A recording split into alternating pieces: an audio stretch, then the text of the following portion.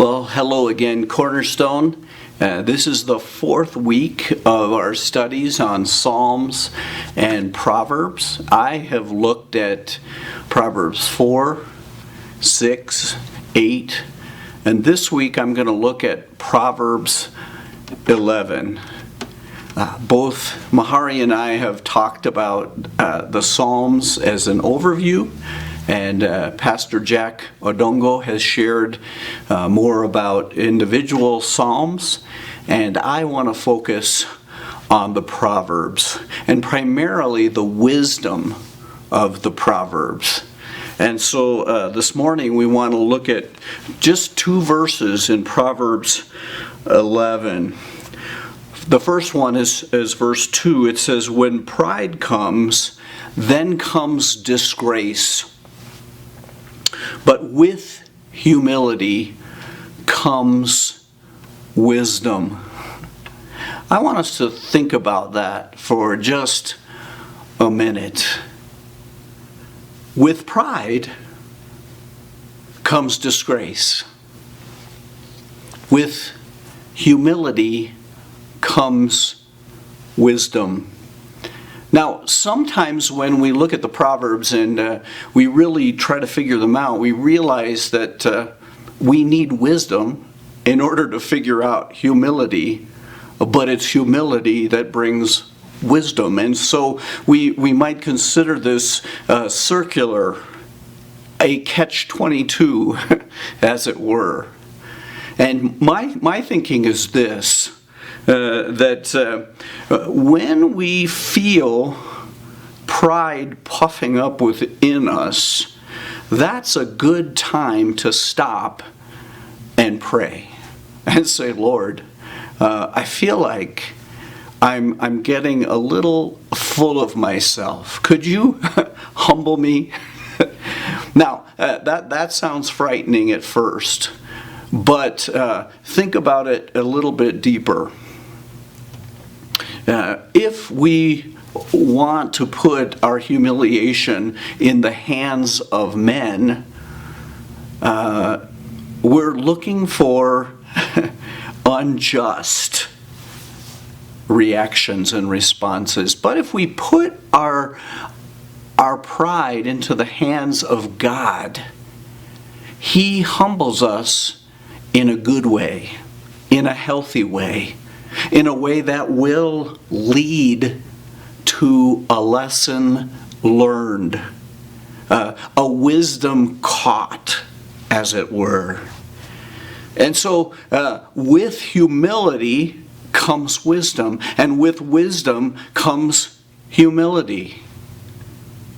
And so they work together hand in hand. If you remember our lesson from last week, it's wisdom personified. She's calling to us, and she's saying, "Look, do you want to be wise? Then listen to me, and listen to me because I was with God at the beginning of time." And if we get the bigness of God and the greatness of His wisdom and His creative power, and we understand that in all of God's glory, we begin to get smaller, and we begin to fit within the bigger picture in a much more healthy way.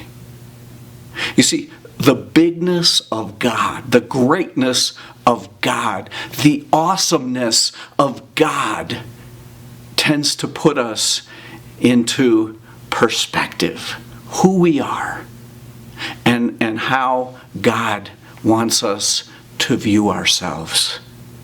And once we get into that picture and we feel the humility of our smallness in comparison to a great God, suddenly we gain wisdom and understanding. And both James and Peter say the same thing. Humble yourself in the sight of the Lord, and at the right time, in due season, He will lift you up. He will raise you up. You see, He's the great God. He's the awesome God. He's big. And if we will humble ourselves before Him, He will raise us up at the right time.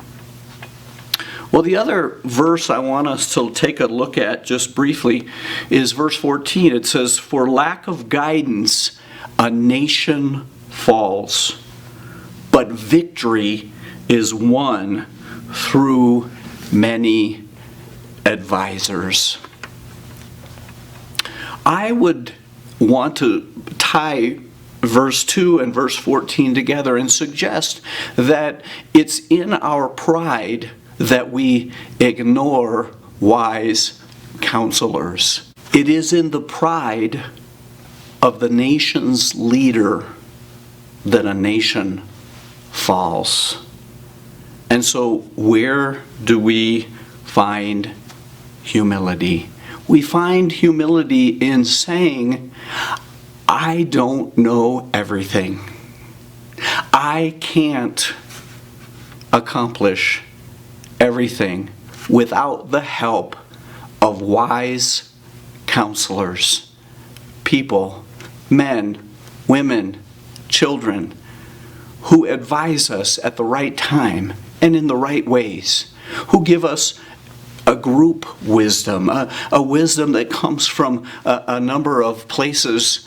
And God says, hey, look, the best way for you to fall is ignore wise advice. Ignore the counselors that I've provided for you. I often remember the times when my children, either my son Austin, my daughter Eliana, or my daughter Michelle, have said, hey, Dad, did you think of?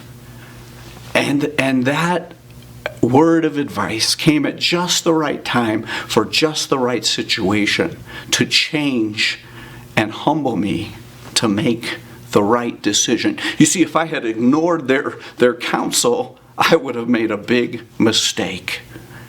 Well, there are more than one or two times that my wife, Pam, has shared wisdom with me at just the right time. And it's made all the difference in my life's journey.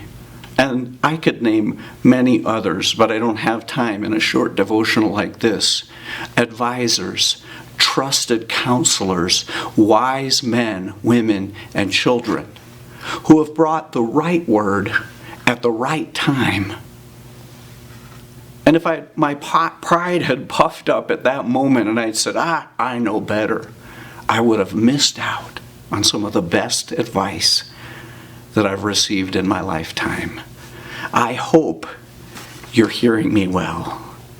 From chapter 11 of Proverbs, we're finding that with pride comes disgrace, but with humility comes wisdom. With ignoring faithful, trustworthy advisors comes the fall. With embracing the advice of others at the right time and the wisdom at the right juncture of our lives comes success. My prayer for you, my hope for you is that you find wisdom at just the right time through just the right person or people in your life, and that God will continue to guide and direct your life in a positive direction. Have a great week, and God bless you.